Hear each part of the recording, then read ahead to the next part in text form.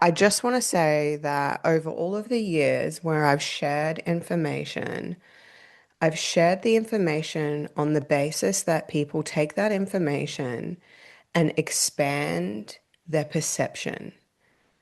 And and instead of like for a very long time, I was loud about the problem. And now we have even more problems. So you can imagine little old me sitting over here feeling very silenced because I feel like I can't talk about any of the problems because I'm already public enemy number one. Or am I? Like, it's an illusion. There's a level of illusion behind it all as well. I think I've been through enough to say that confidently. Um, but I'm somewhat glad because the more you put the attention onto the problems, the more you focus on the problem, the more you drown in your own, like everyone loves a rabbit hole, right? Everyone loves to go down a rabbit hole. But at some point, there comes a time where you go so deep down that rabbit hole and realize that, well, so what? Like, so what? What can you possibly do?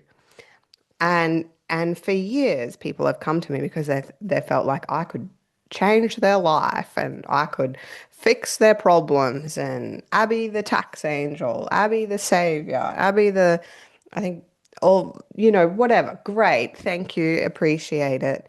I don't do anything for anybody. And yeah, I can change your life, but it's not in the way that you think. I'm not going to come along and wave a magic wand and all of your problems are going to disappear. So it's safe to say the problems in the world are getting worse, and I have opinions, and I love to share those opinions, but I feel silenced on sharing those opinions. So I'm not going to bother because it's also not conducive. There's an element of being aware of the problem, but there comes a time where you got to go, well, fuck, what am I actually going to do about this? And and the fuck, like, I'm gonna swear. So if you don't like swearing, maybe this episode's not for you, but fuck, man, it's cooked, proper cooked. And like, people don't know turn left, turn right. People are scrambling. People are in fear. People are like the cost of living crisis and the petrol crisis and there's a fucking crisis for everything. And like I even had this moment where last night, because I watch the news, like I know a lot of people who love to traverse rabbit holes, they separate themselves from the mainstream. And I'm like, well, I've got to somewhat still be attached to this to keep my finger on the pulse. Um, and it takes a lot of strength to not buy into it. But there was a moment last night, I think there was a thing on the news where that Ben Robert Smith has been put in jail for war crimes. And yeah, like my heart goes out to this guy. You know, he was an Aussie soldier, fought for our country. Like, the country is cooked when they put our war heroes in prison. Like, and there's all different variations, so I'm not here to like share my opinion on that. But this is just part of the same problem. And it's the media, it's the narrative, it's and then it's what you're feeding your brain with. Your vibration, your frequency, your energy, your state of being is affected by your entire environment, which also includes the information that you take in. And, I also love a great rabbit hole of, oh, cults. And I feel when you have certain belief systems or certain, religious or non-religious, there's this, you know, um, tarnishment around cult. But if you look at the word cult, it's culture, culture. And we're in a culture of information, of social media, of, TikToks, of the internet, this age of information and the media and the narratives and like I just got to this point where I was like, it's all cooked.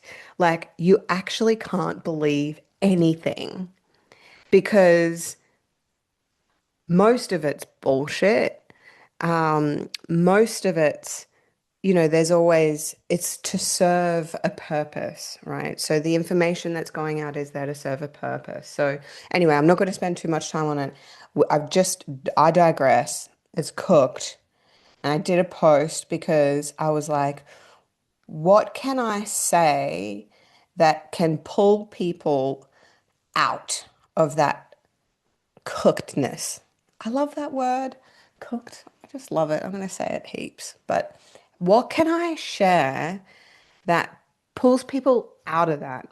And that's why I did it. And it's on my Instagram. I think I did share it to Facebook too. And it's, oh my goodness.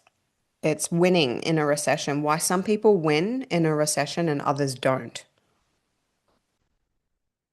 And this comes from like years working in business. And I shared 3 tips, and I want to speak to all of this because it's not all doom and gloom, guys. Like as much as you're taking in this information, you're choosing this. You're choosing that information and you're choosing how. And I know that can feel very cliche, but you really are. And every single conversation that I'm having with clients, with potential clients, with long-standing clients, man, it's a different caliber, right? We're not completely oblivious to all of the bullshit that's going on, but it's what you're choosing with that information. It's what you're choosing to believe. It's what you're choosing, like, it always comes back down to 2 things. You've got 2 options. You've got the option to be empowered by this information, or you've got the option to be disempowered. And my entire like premise of existence, my whole being has always, no matter what information I have shared over the years, some of it true, some of it bullshit, some of it cult-like, whatever you want to have your opinion about what I share. I still stand by the fact that I'm an educated businesswoman that's very fucking smart. Actually, so smart that I get underestimated, which is good. I love the way that I look because I get underestimated and then I can be sneaky. No, I can just be strategic. Um, but I'm smart and I stand by everything. And does the information that you are receiving empower you or does it disempower you? Because if the answer is, well, I'm taking in all this information and I feel really fucked right now. Woe is me. Shit, the cost of living, the cost of fuel. How am I going to survive? Stress, stress, stress, pressure, pressure, pressure. That's what they want. That's what they want. They want you disempowered. They want, they don't want you. And when I say they, there's not actually one specific group of like people that get together and go, hey, let's do this. I think this is actually, when I look at collective energy, it's just the way human behavior is. And you've got different levels of human behavior based on vibration. And there's this like, the more shit things get, or the more we spiral into this density, you gotta know that there is the equal and opposite lightness at the same time. So when you're disempowered, you're playing into that density and you're meeting it at that level. So, how do we actually rise above that? And I love to look at it from the energetic because everything I do is energetic. It's even all of the action I take in my business comes from an energy, and that energy comes from a source, and that source is unlimited. And when I'm tapped into it from an empowered space, I make decisions and I do things in my business that are miracles happen. And I'll go, far out. How did I do that? Oh, I don't know. I don't need to know. I just follow that source, right? Because I'm not disempowered, I'm empowered and I'm tapped in to a higher source of energy for the greater good of humanity. It sounds woo woo, but I also look around at other leaders who I know are on a similar stance to me because I can see it in their language, I can see it in their energy, I can see it in the way that they're talking in these times as well. And I'm like, yes, you get it. Yes, you're my people. Yes. This is not a time to fall into the density and go, woe is me. This is the greatest opportunity of your life if you've ever had one. If you've ever had one. And we've been preparing for this for years. And that's what you don't realize is this isn't something like, in those fucking truther groups, people have been saying the economy is going to crash for years. For years. So don't say you weren't warned. Don't say you weren't warned. Don't say that you were helpless and that you don't know. Don't say that you can't control it because you absolutely can. And it's what you're choosing in these moments. Now, because I love to keep it really practical, and I call it practical magic because in when you are doing things in your business from a practical level that is backed by this energy of infinite potential and opportunity and empowerment, like magic happens. Magic really does happen. I can't explain it, but it happens. And you know that it happens when you've experienced it. And if you haven't experienced it, then maybe you need to open your perception to the possibility that magic might just be able to happen. You just need to be open for that opportunity to be there, right? If you're closed off, if you're disempowered, if you're worrying about all the problems and expecting other people to fix it, you are not going to have magic in your life, hands down. So, from a practical perspective, the biggest issue people are facing right now is finance. Finances. How are we going to survive?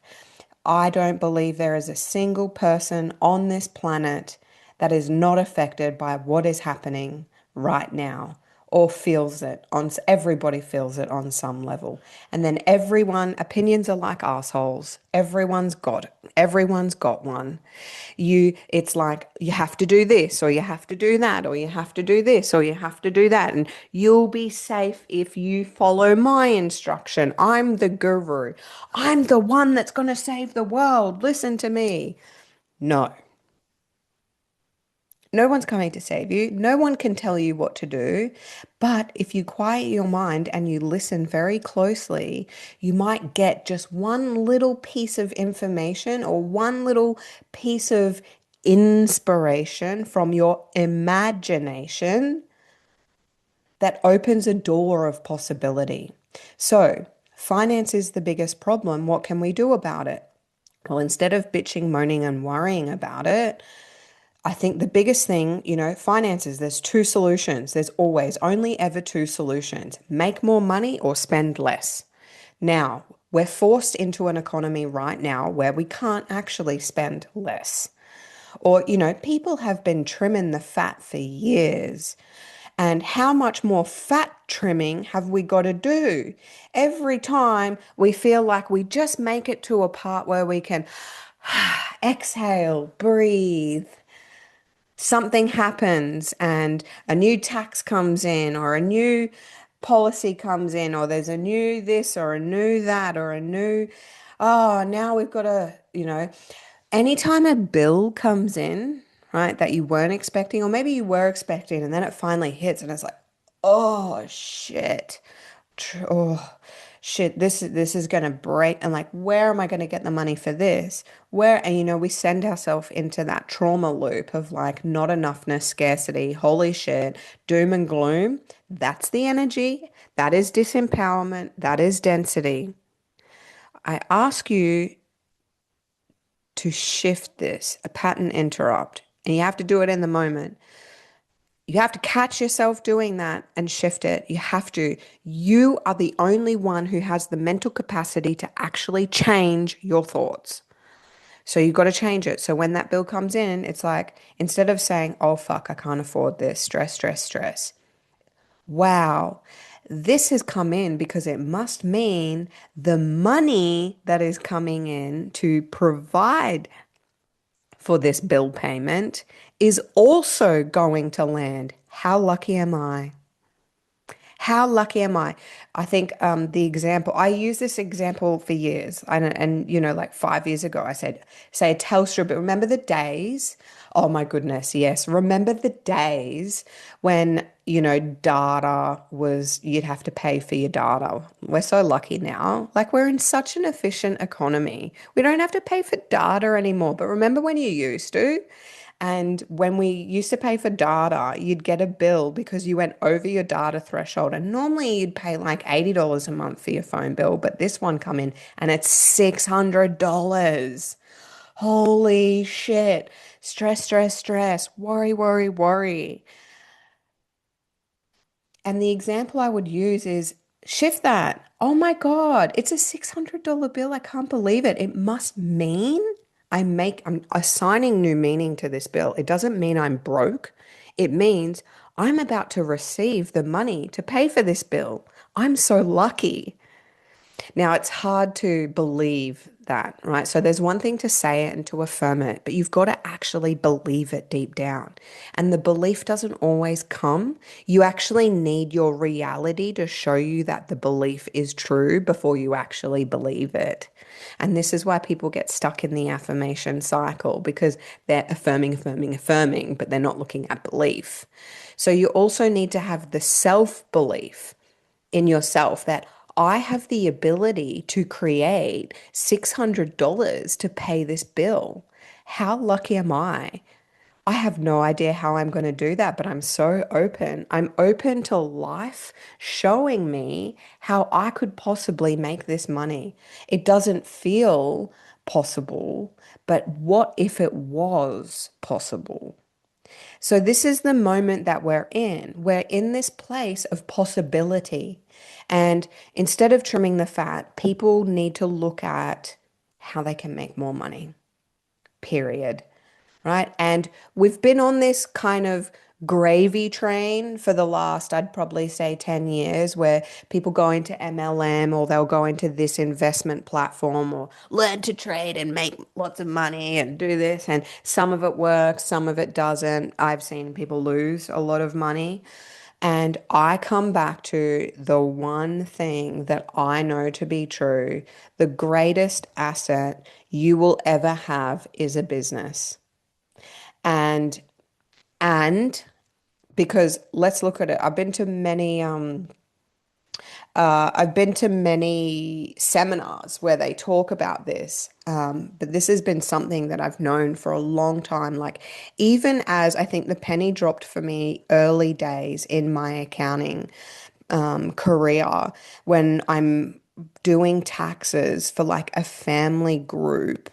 And there would be, the mum, the dad, three children. They'd have an investment trust with properties in it. They'd have a business trust, and then they'd have their super. Like, and so I was exposed to these structures from for a long time, and that's when the penny dropped. Like if you want to be wealthy, you want to have assets. And when you look at the markets, well, far out, there's that word again, I nearly said it. They're pretty volatile. So would I be investing in the markets? This is my opinion, not investment advice. Please don't follow it. This is just my opinion. You might agree with me or you might not. That's fine. But the market's being volatile, probably wouldn't put my money in it right now. Who knows what's going to happen? We're actually seeing superannuation crash as well. Super funds crashing and losing massive amounts of money. So am I going to put my money into the markets? Probably not. And then the second option is property.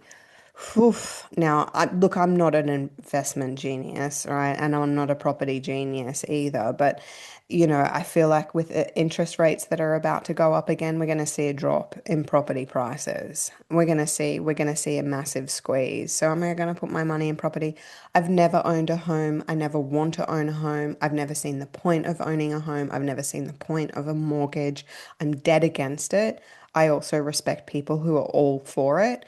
But I've seen people come to me and when I've done their accounting, they've got 5 properties and they're like preaching out on social media how successful they are because they've got 5 properties and they make all of this money. And then when I do the tax returns and I do all their rental schedules because of their mortgage, their interest, their insurance, they're negatively geared and they're 95% LVR, right? Is that wealth? Hell fucking no, it's not, right? So property's never been something that I was interested in. The one thing that I find trumps all of this is business because the markets are capped, property prices are capped. I think if you do have profit on your property, you're looking at about 6%, 5 to 6, 7%. So we look at business. When you can look at your business as an asset, a revenue producing asset, it's uncapped. It's not 6%, it's not 5%. You can actually have business growth over a 12-month period of like 700%. I've seen that because revenue, cash coming in a business, like it's unlimited. It's based on, your capacity, what you can do, what you create, what the product, what the service is, how you deliver that, right? And then the model behind it, of course, but it's infinite. Like it's the sky is the limit. Can you cap an earning potential on a business? No. So so people are looking, I feel like a smart move is to look to business. And I actually do feel a lot of people are going to step away from employment and move into business. But that like step out of employment into business is such a giant leap because there's a mentality around employment that in business it's a different kind of mentality. You know, with employment, you clock in, you clock out. There are definitely people that really care about their jobs, but it's a job, you really don't care about it. It's just a way for you to make money. And you clock in and you clock out. But with a business, you know, most business owners, they live and breathe it, from the minute they wake up in the morning to the minute they go to sleep at night. It's living, breathing business. You're always looking at something. You're looking at marketing, you're looking at operations, you're looking at systems, you're looking at growth, you're looking at, right, when you're a business owner, well, there's even, a step beyond that. You go from employee to freelancer, from freelancer to business owner, from business owner to entrepreneur. Entrepreneur is when you've got multiple businesses. And here's the kicker, some of the conversations I have been having with people is because they're going all in on a business, which I absolutely love. I do it myself. I go all in. But there comes a point where you got to look at it as a bit of a machine. You can have it as a passion for sure. I always talk about soul aligned business and being passionate about your business. It's a very key element. I think if you want to survive through the recession, this passion absolutely has to be there. But we're looking at the practicalities of this because I go woo woo enough for people. And the woo woo is in other episodes, but the practicalities is you can look at this business as like a cash making machine. If you look at it as like a revenue producing asset, right? And there's steps into building this machine. It's not just having a really great idea and then marketing it. Like if you look at it like an asset, like a revenue producing asset, and you build it like that, then you are going to benefit greatly. And I talk about in my stuff, I talk about the 4 steps of building a business. And this is reserved for my private spaces, but I'll share it with you today because I just want to help people. I want to help people move in a direction that feels really empowering rather than being disempowered by all the bullshit that's going on in this cooked world. So the first step is market research, right? So you get a really good idea and then you go, okay, this is a really good idea. Is this what I want or is this what the market wants? You want to respond to some kind of gap, but you need information on that gap. It's not just seeing a gap and going, oh, I'm going to fill it because what you want might not be what the market wants. It might be, if it is what you want and it's not what the market wants, it might be a very small niche and you've got to work out what that is. Right. So then after you do the market research and work out what that gap is, that's when you then start innovating. So innovation is so important. And this is why I've done my innovators immersions for years, because innovation in a business is key. It's the key to growth. You've constantly got to be innovating, right? Business is not a set and forget. There's always change. There's changes in the markets, there's changes in cycles, there's changes in your own personal cycles as well. So having innovation, and that innovation comes from your imagination, and that imagination is connected to source, right? So that energy coming through you carries the information that helps you innovate. So when you sit down with me for 2 days and we sit in space and we connect to source, we allow those innovations to land. We're so busy in our life that we don't take the time for this stuff. Or we get all muddled up and we think our way out of a really good idea, right? So innovation is so important because when you see that gap, you've then got to innovate the solution.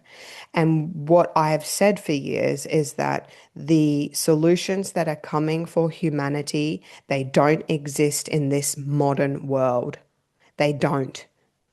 I have seen things come into existence.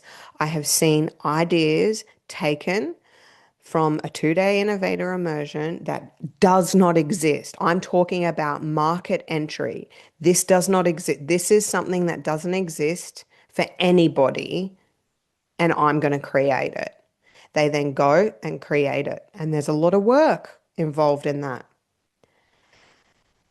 I've seen so many solutions land and come to fruition. Things that exist now. We are in such a good position because we're efficient. We have AI.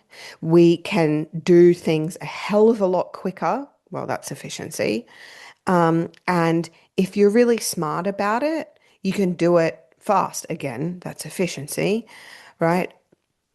So there's actually no limitation to what you want to create. The only limitation comes from what you tell yourself about it. So once you've done that market research, found the gap and you've then innovated, we then build out that product or that service. Now, it's not just going like I look at, okay, I'll take a really good example. I'm so proud of my brother. I don't talk about it often, but he's an innovator, he's an entrepreneur. They're now out in the market. This is 10 years in the making, well, longer. I remember when I was in the lounge room of my brother's unit in North Brisbane and he had this idea and I was 19. Okay. I'm 38. Right. So how long? That's 19 years ago. Right. And he had this idea. So he's just gone to market and it's innovative. It's a first ever. It's a golf ball with a microchip in it. And it tracks all the statistics. And a golf ball is one of the hardest hitting balls in all sports. So they've nailed this in a golf ball. You can imagine the possibilities. Endless. Very proud of him. It's been a long, so there's a lot of work that goes into that. And, if you think any great idea, it just doesn't land straight away. Like it takes time. So you've got to build the product. And usually when you're building a product, you've got to have a beta version. You've got to have prototypes because the first time you create something, you're not going to get it 100%. Right. So whether you're in a service-based industry or a product-based industry, there's test and measure. Right. So build out the beta version, build out the prototype, and just run it and see how you go. Because then we go back to the market, test and measure, see what the response is.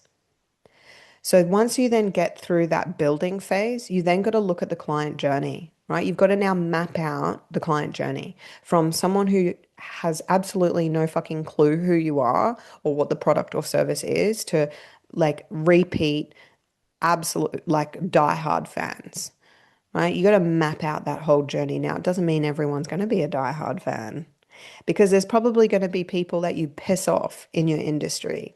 Because if you're innovating a gap in the market, it means it doesn't exist. And then anyone else who's in that market serving those people see you come out with this solution and they go, fuck you. We don't like you because you've done something that is innovative and it threatens my business. Right. So if you're innovating, there's an element of like leadership or self-response or courage or not just no fucks given. Right. Because that's what I've seen in the accounting industry, if I'm honest. Like I was part of it for a very long time, and then I saw the gap in the market. I saw where it wasn't being filled. I saw how there was huge potential, and I still to this day wholeheartedly believe accountants need to shift their perception and work for the people. If you worked for the people, you'd have a very successful business. I know because I've lived it. Right? When you care about people and you want to help them on that level, success will follow you because people, they pick up on this. They pick up on that. So you've got to be prepared for people to hate you and not like your innovations. But just because someone doesn't like it doesn't mean that it's wrong. No, it actually means it's probably right. If you're pissing a few people off, you might be on the money. Pardon the pun. Just don't piss off too many people because you don't want to be trying to run a business and then have all this chaos. Trust trust me on that one. I've had that one as well. So then when you have then developed it, we're getting feedback. The feedback from your market is so important. Just because you created a product or solution doesn't make you better than anybody else. The most valuable person in your world is your market. So listen to your people. What do they want? It's the most valuable thing that you can do. And when you get okay with the criticism, you get to become better. I once, the first time, right? Oh man, it was very daring of me. I did a anonymous, right? Hot tip. If you want really, really good feedback to like elevate your business, ask for anonymous feedback. Send out an anonymous customer survey and ask people to give you the brutal truth about your product or your service. And I'm telling you, the Karens come out. They do not hold back, right? So then you need to have the level of awareness and self-belief of what criticism is worthy of you listening to and what's just absolute garbage. But you give people an opportunity to be a shit. person, and they will. Because that is also like that's the density that of the economy that we're in, of society that we're in. People are looking for a reason to be shit, right? So it's not, we don't have to call that out. We don't have to go, you're a shit person, and then let everyone else know that, hey, that person's really shit because they did this, they did that, they did that, right? What you can actually do is just go, you're a shit person. I don't actually need to respond to that in any way. Because again, attention, if I'm putting energy into that, then I'm just like trying to convince people that they're shit and I'm not. And then I come out shit, right? That's overcompensating. You're overcompensating because you're trying to prove a point that is a moot point anyway. So it's how you respond to that. So it's how you respond to the feedback, what you take on, what you let go, what you leave, and then what you choose. And this is what I always ask, what am I choosing? Or what is soul asking me to do differently? And I follow the thread. I always follow the thread. This is not like I haven't got some genius brain that just always knows the right thing to do.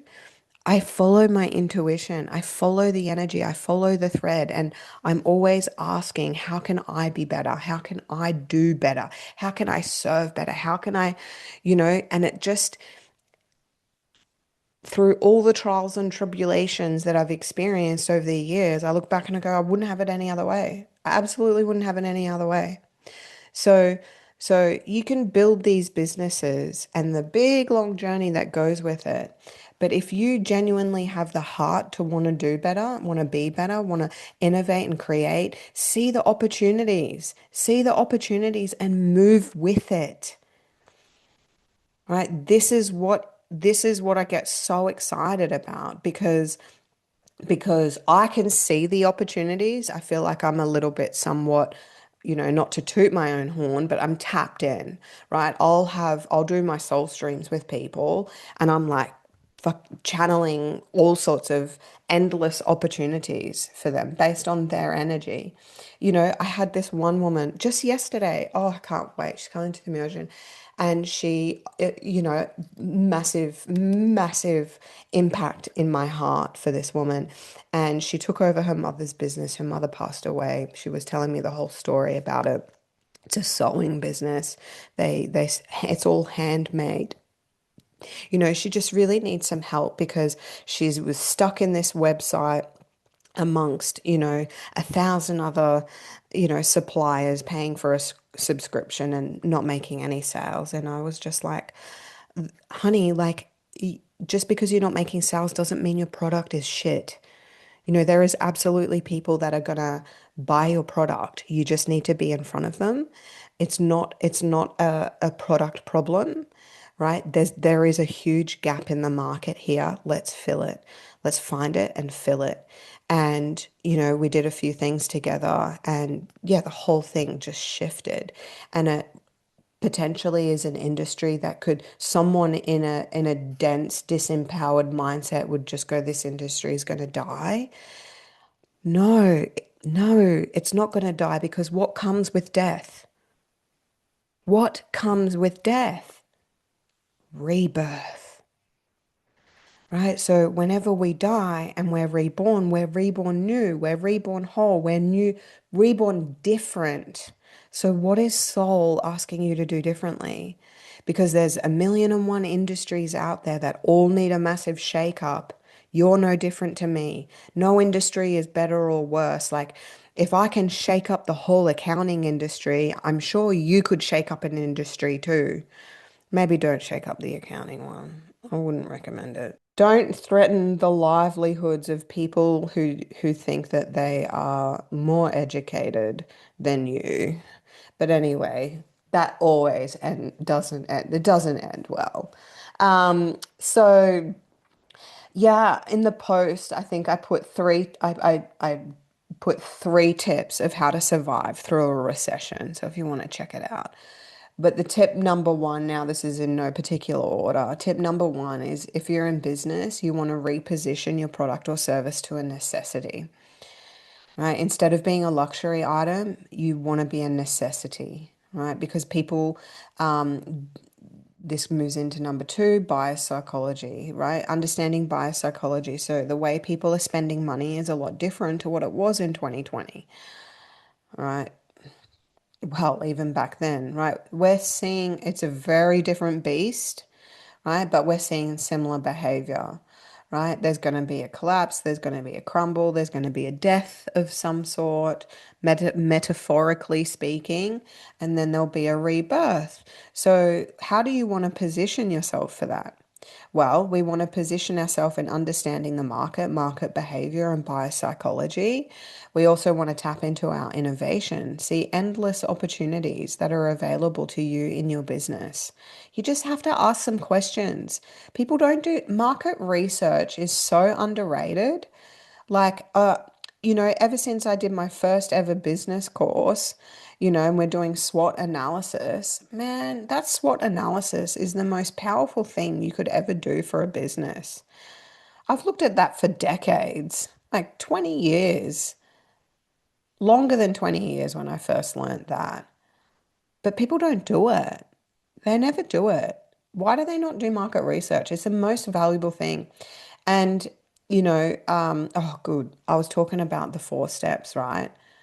I'm going all over the place. I hope you're still with me and I hope this is all landing. But back to the four steps, right? So, market research, product development, service development, build out your client journey, and then go to market, right? So going to market is your sales and marketing, but then that translates into the feedback, which then loops back to the front of market research. So then it's just an endless cycle of these four steps because then once you've developed that product service and you're delivering it based on the market and based on your marketing and your sales, that becomes data that you can analyze. You start getting more information and then you can build another revenue stream. Like it's an endless cycle of infinite possibility. You just got to ask the questions. And that's what I'm saying is like people are just going, woe is me.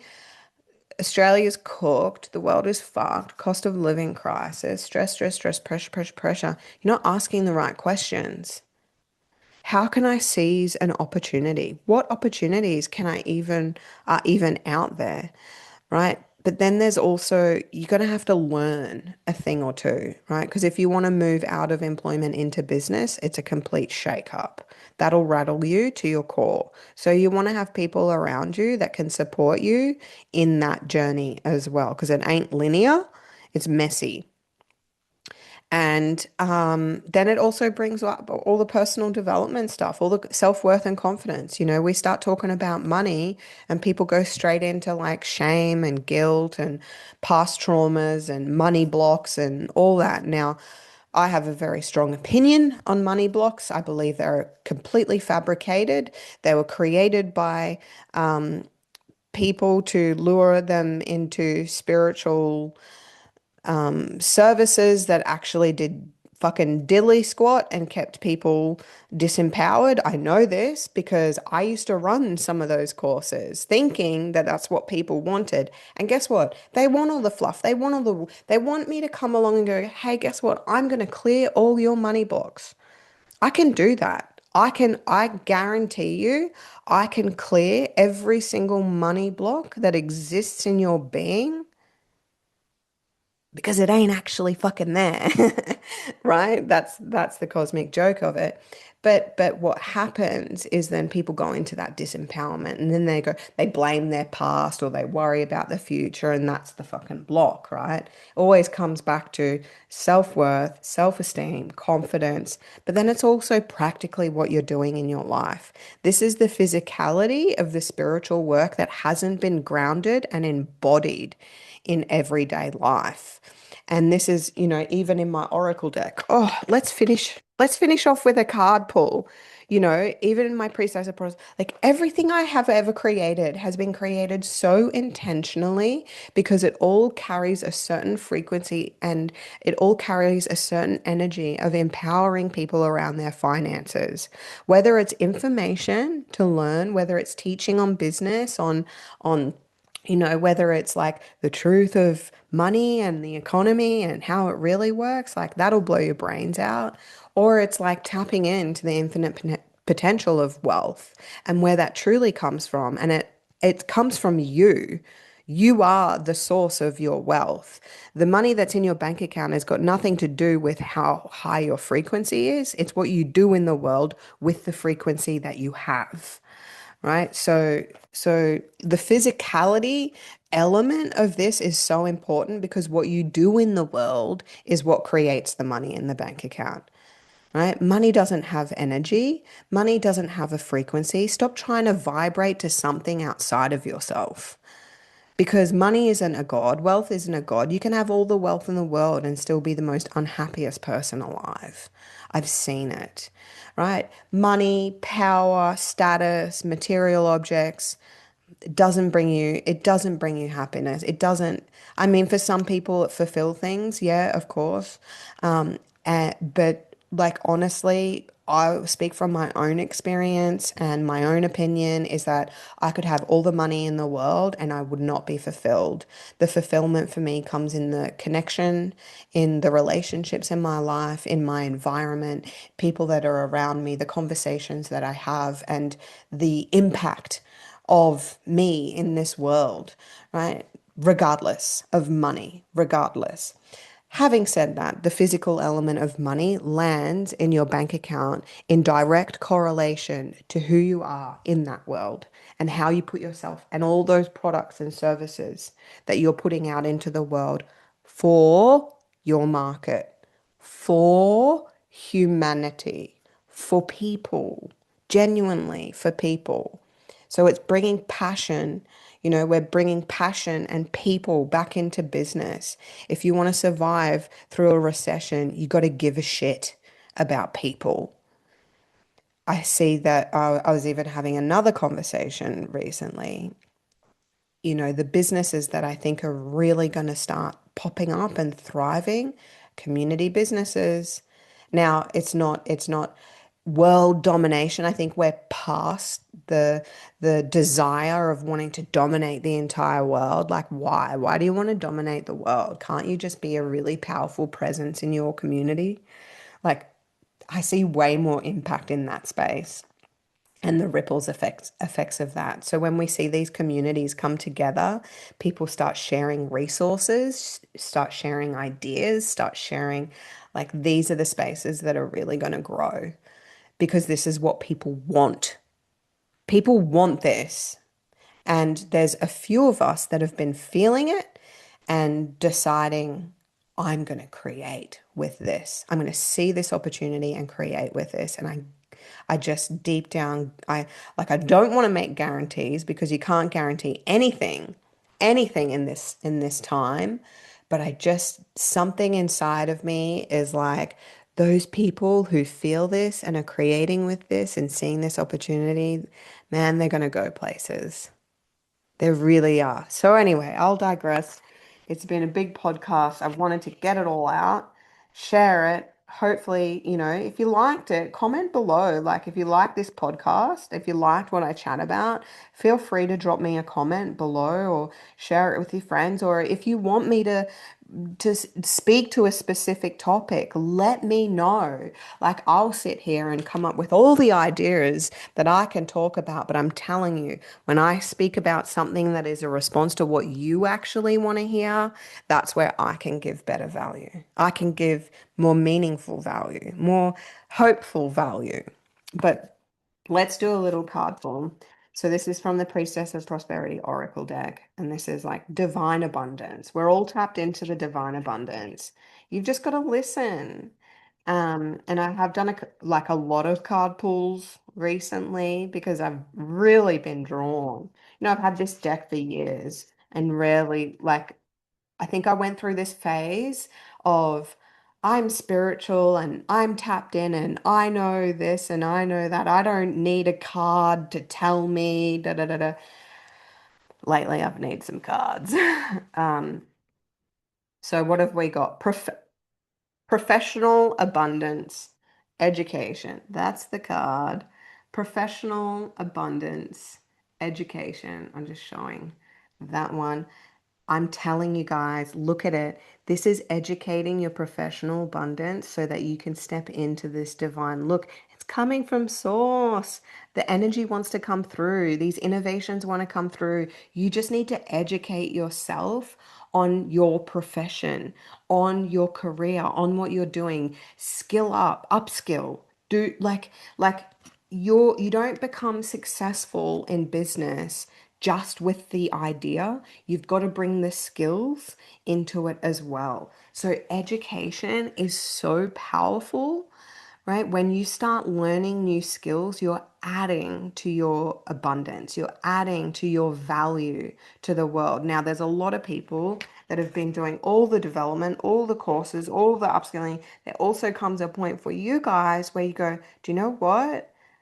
Job done. I've done all I need to do. Now I'm actually holding myself back by not taking the leap. I've got to step into the embodiment with this education. So the divine wealth code, 7 steps of transformation. So education, then embodiment. So when you take that information and then you embody it, this is when you alchemize. You alchemize the money in your bank account in physical form because all of that education, all of that professional development, that personal development you've done over all of the years, you got to take the action on it, right? You got to take the action on it. But I feel like there's also such a huge calling here for the market to upskill, to get a bit smarter, right? Instead of working for the man, how are you going to start bringing value to the world with your skills, with your talents, with your passion, with your heart, with your soul?